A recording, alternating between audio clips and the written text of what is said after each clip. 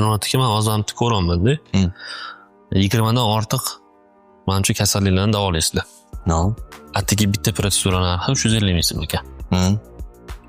Bu menimcha hamma uchun yaxshi narx deb o'ylayman.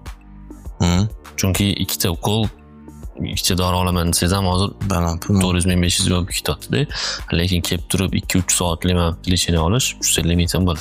2 soat maksimal ketib qoladi. Kasalga qarab, bir xil kasalni men 1 soatda bo'ldim deb savol berishadi. 1 soat 1 soat bo'ldi deb. Endi bu savolingizga javob hamma kasallikga ham ko'p prosedura qabul bo'lmaydi, mumkin emas-da. Bo'shashib ketib qoladi. Keyin bu proseduralar organizm uyg'otadi, ozgina probujdeniyasi bor, o'zimizning lecheniyamizni qilgan paytda ozgina qo'zg'alon qiladi kasallar. Keyin davleniya sal oshishi mumkin. Qo'zg'alon qilgandan keyin kasal mazasi qochib qoladi. O'shanga biz normani sabit qilib, kasallik holatiga qarab lecheniya qilamiz.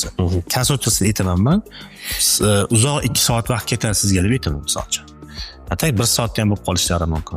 1,5 soatda ham bo'ladi. Ko'paytirib yuborsam ziyoniga ketib qoladi-da. O'shanisi ham bor.